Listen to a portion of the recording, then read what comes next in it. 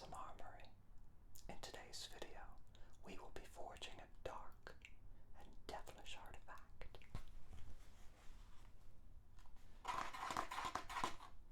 The Grabber's Mask from the Black Phone. Kindly sit back, relax, and let's get started. You can see here I'm going in with Monster Clay Medium in that lovely brown color. I've actually got some pieces of previous projects left in there. Check out my Etsy if you're interested in seeing those. But I love Monster Clay, especially Monster Clay Medium. It's exactly the right consistency for me and for what I like to do. Feel free to use firm or soft if you like, but this is what I'd recommend if you're just starting. You can see there I'm just working with the clay, getting it nice and pliant. It's actually quite satisfying to do when it's warm like this. Just careful you don't burn yourself. You just microwave it for a few minutes depending upon the amount of clay you're working with. And you can see here I'm going in and just sculpting the major bone structures of this mask, from the brow to the nose to the chin, and then to those frown lines that come right around the mouth. Going back in, just trying to redefine those shapes, make it as clear as possible now to save myself a little bit of work later. And it's a slow process called sculpting with clay, but it's quite therapeutic, I would say, and almost meditative. And you will certainly grow to like it, or you won't, and that's fine too. But if you do, it's a hobby that can stick with you for a long time, and it's something I recommend everyone try because it can be quite relaxing. So you can see there I'm working from a photo. I like to do that every time I make a mask. I usually like to find a photo straight on, which you can see I've got there, as well as a photo in profile, which you might see later in this video. And that just gives you a really good idea of what the shapes are going to look like, and how you're going to have to end up sculpting all the pieces together. You can see here I'm going in and just attempting to make that mouth something. Later in this video I end up actually resculpting the mouth entirely because I made the chin a little too long, so learn from my mistakes. When you're sculpting this, I would say sculpt the mouth first, the lips, and really define those shapes before you get into elongating the chin. You can see here I'm using my palms to press the clay down. Just different techniques, you'll develop your own, but it's a very useful one, I think, for working with large quantities. And you can see I'm trying to work a bit quickly here while the clay is still warm and pliant, because as it cools it will become a bit harder to work with, which is actually lovely, because then you get into the latter phases of working with it when you start using other methods. But while it is moldable, I do try to get my basic shapes as neat as I possibly can. And you can see there again, just referring to that photo as much as possible, trying to make sure I get everything as correctly shaped as I possibly can. Right now I'm going in with the eyebrows, and then consequently the eye bags and the eyelids, and just trying to define those eye shapes as much as I can, so that when I get to making a mold, the lines are very clear, and when I cast it, I'll know exactly where to Dremel out to make the shape of the mask the shape that I sculpted, which is obviously the intention when you're sculpting a mask. I will say, I really enjoyed the first Black Phone film. I have yet to see the second, but I'm quite excited. I'm curious to see how they do things. Obviously the nature of it will have to be a bit more supernatural than the first one. Not that it wasn't, but you know. Anyway, I'm rambling. Sorry, we'll get back to some tutorial content here. You can see I'm just smoothing out those basic shapes as much as I can, little by little, piece by piece, getting it more and more uniform and more presentable.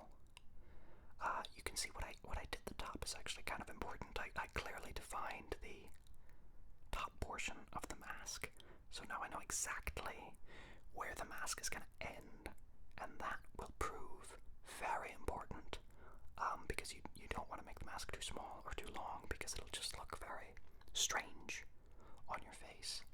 So it's sort of a thing that you just develop with time, but there's certainly methods you can use to try to get those shapes as clean as possible.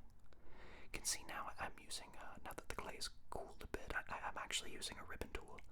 I'll have links to all the tools and materials I use in the video's description, but these ribbon tools are just lovely. I bought them for like, I don't know, I think $5 on Amazon, and they are really, really great for carving out large portions of the clay, and that's exactly what we're doing right now, so very, very useful.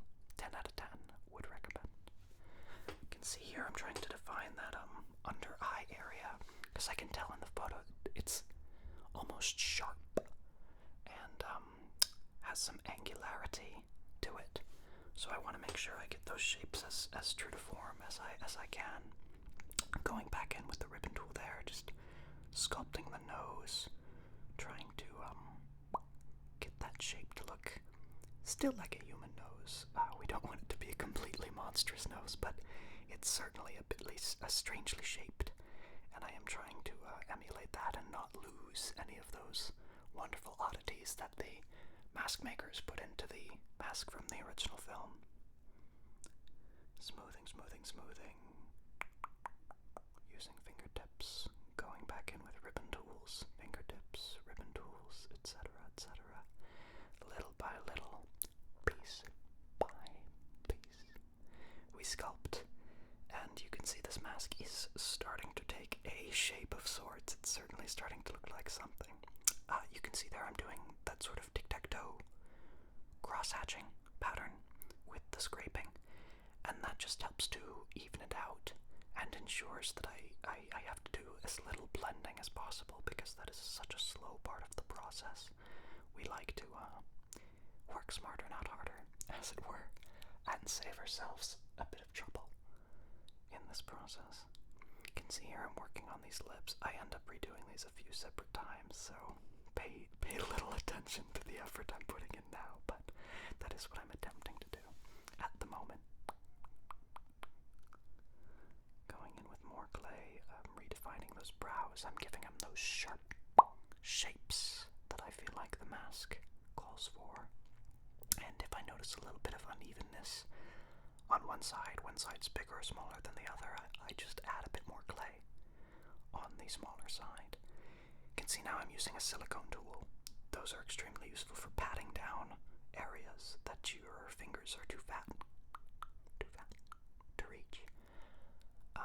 Shaving off really large portions of the head now, that forehead, and again with that cross-hatching pattern. You can see here I realized that the top of the mask has this sort of triangular divot cut out of it, and I'm just trying to emulate that, because I want those shapes to be as accurate as I can get them. You can see here's the mask, and I'm looking at the photo there and I realize, I don't know, something's not right, and I decide, hey, let's start again with this mouth. It's just too big, I don't like it, and that's totally fine. You gotta do it sometimes. It's clay, you can sculpt it back whenever you like, but there's no shame in starting over, and you can see, even myself, having done this now for many, many years, I still make mistakes, and it is what it is. Warming up some clay there, going back in, making the mouth. Now I'm going to use the isopropyl muricate. And we're going to use that to smooth, just with our hands, a lot of those bumpy areas. What it'll do is essentially just sort of wear away at the uneven parts of the surface. Well, the whole surface, but especially the uneven parts. And then we can go back over it and smooth everything out, and you'll get a really nice, pristine finish. You can see here I'm going in with a ribbon tool now, and I'm sculpting those those lines around the eyes.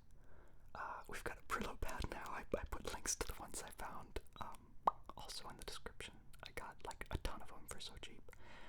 Essentially just using it like sandpaper. Now I'm making those lines where the mask would be separated. I would like to do a version of this that actually does separate, that's attached via neodymium magnets, but I've yet to work out the kinks of that specific type of thing. I will keep you posted, however, in future videos. Going back in with the Murasate, now we've sculpted some horns. Just trying to get them relatively similar in size and shape, because we are going to attach those to the head to get that lovely devil, demon, Diablo look that this mask very much harkens to. Put a little bit of clay under the horns, some warm clay, and then I'll just let them sort of sit there while I attempt to secure them.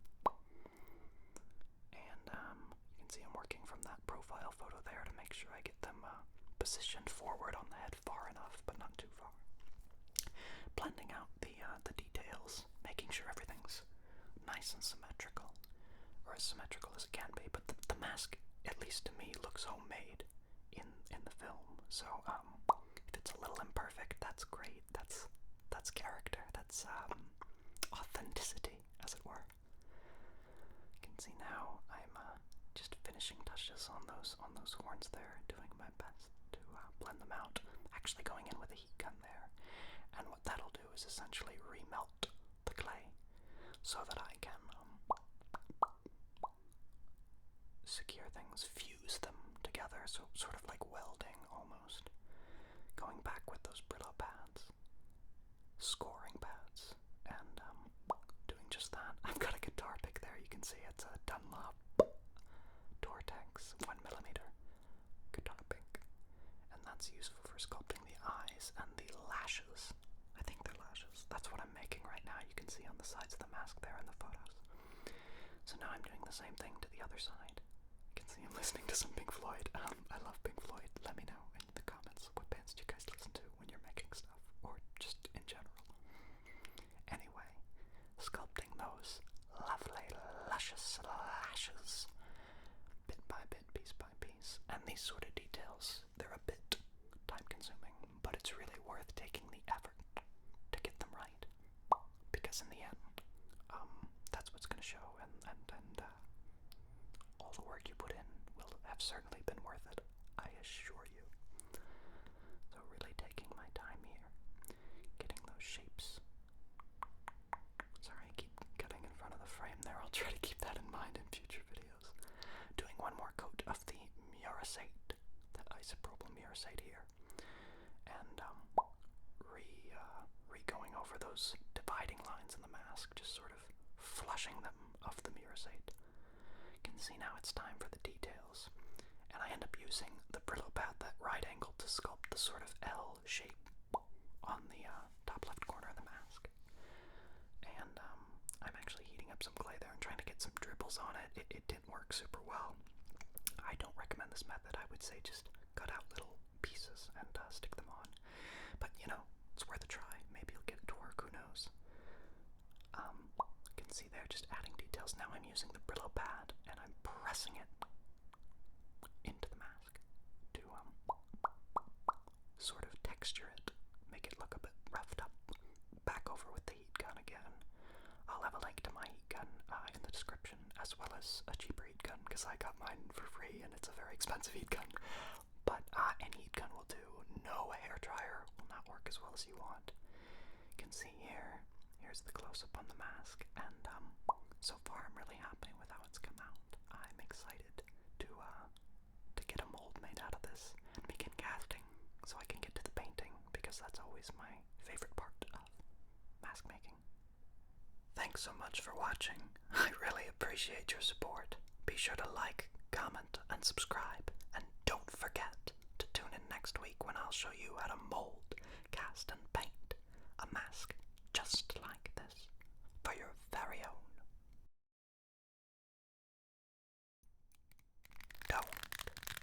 visible